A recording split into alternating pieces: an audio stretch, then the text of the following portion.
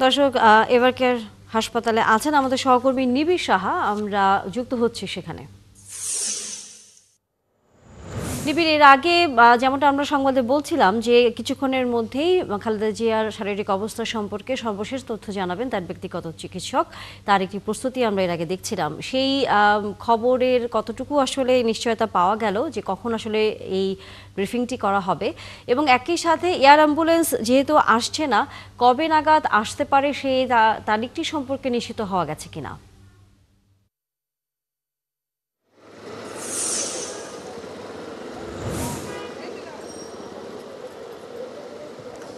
তানিয়া, বিকেল 4টায় সময় দেয়া হয়েছে বেগম খালেদা জিয়ার ব্যক্তিগত চিকিৎসক AZM জাহিদ হোসেন। তিনি কিছুক্ষণের মধ্যেই তার ব্রিফিং এবং বেগম খালেদা জিয়ার শারীরিক অবস্থা সম্পর্কে কিছুক্ষণের মধ্যে গণমাধ্যম কর্মীদের জানাবেন। ইতিমধ্যে কিন্তু আমরা সেই তৎপরতা দেখছি। হয়তোবা আর কয়েক মিনিট অপেক্ষা করতে হবে সেই সময়ের জন্য, এবং এরপরে আমরা হয়তোবা আরও বিস্তারিত যে তথ্য কিংবা সবশেষ যে শারীরিক অবস্থা সে সম্পর্কে আরও বিস্তারিত তথ্য পাবো। তবে আধা ঘন্টা আগে হাসপাতালে প্রবেশ করেছেন তার পুত্রবধূ বিএনপির ভারপ্রাপ্ত চেয়ারম্যান তারেক রহমানের স্ত্রী ডাক্তার জুবাইদা রহমান। তিনিও হাসপাতালের ভেতরে এখন অবস্থান করছেন, এবং আমরা যতটুকু খবর পেয়েছি তিনি হাসপাতালে প্রবেশ করেই তার চিকিৎসায় গঠিত যে মেডিকেল বোর্ড, সেই মেডিকেল বোর্ডের সাথে তিনি বৈঠক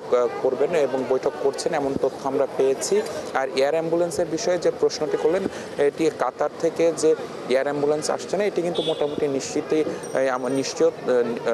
নিশ্চিত এমন তথ্য আমরা পেয়েছি। তবে কাতারের সৌজন্যে জার্মানি থেকে আরেকটি এয়ার অ্যাম্বুলেন্স আসার কথা রয়েছে। তবে কখন নাগাদ সেটি আসলে ঢাকায় পৌঁছাবে কিংবা কখন নাগাদ সেটি রওনা দিবে, এই বিষয়ে কিন্তু আসলে বিস্তারিত কোনো তথ্য আমাদেরকে জানানো হয়নি। তো হয়তোবা পুরো চূড়ান্ত সময়সূচি এবং আজকে যেহেতু মেডিকেল বোর্ডের সিদ্ধান্ত অনুযায়ী হয়তোবা যে সিদ্ধান্ত হবে সেই সিদ্ধান্ত অনুযায়ী আমরা যতটুকু খবর পেয়েছি যে জার্মানি থেকে সেই এয়ার অ্যাম্বুলেন্সটি ঢাকায় আসবে, এবং এরপর হয়তোবা যে প্রস্তুতি বেগম খালেদা জিয়াকে লন্ডনে নেওয়ার যে প্রস্তুতি, সেই প্রস্তুতি গ্রহণ করবে বিএনপি, এমন তথ্য আমরা পেয়েছি। তবে সব কিছুর জন্যই হয়তোবা আরও কিছু সময় অপেক্ষা করতে হবে যে ডাক্তার জাহিদ তিনি আসলে সবশেষ যে পরিস্থিতি বেগম খালেদা জিয়ার শারীরিক অবস্থা,